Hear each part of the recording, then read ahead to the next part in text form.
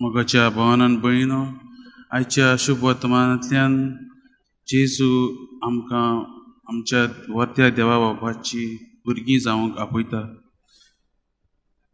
आमच्या देवा बापा भाशेन तो जावंक आपयता. आमचो देव बाप कोणाच्या मदें भेदभाव धरिना. आमी ताचे मुखार सगळीं एक. आमी तो आपले सुर्याची किरणां सगळ्यांचेर फुंकयता.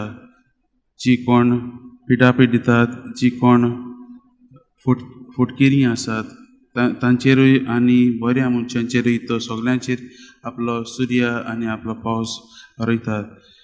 अशें म्हणून जेजू आमकां दाखयता की आमचो देव बाप सगळ्यांचोच मोग करता. होच गूट आमी आयच्या शुभ वर्तमानांत आमकां मेळटा. हो गूट बरो गूट जेजू आमकां आपल्या शिसांक सांगता आनी हो गूट पाळूंक बरेंच कठीण. तो म्हणटा आमी आमच्या दुस्मानाचो मोग करूंक जाय. आनी आमच्या जिवितांत आमी पळयलां जायते फावटी हो गूट पाळटले जाल्यार बरोच कठीण. दुस्मानाचो मोग करूंक सोंपें न्हय पळोवंक गेल्यार.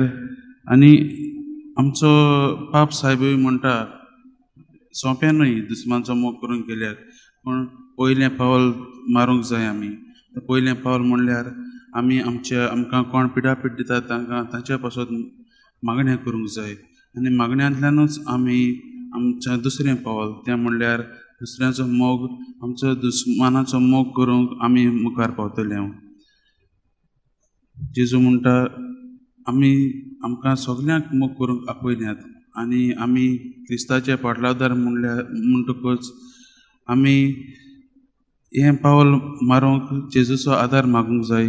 जेजूचो धीर आनी घोटाय मागूंक जाय. तर हे मिसाच्या बलिदानांत आमी मागुया आमच्या दुस्माना पासत आनी एक बरी क्रिस्ताचो पाटलादार जातली जाल्यार हें पावल मुखार मारूंक आमी देवा लागीं धीर आनी घोटाय मागुया.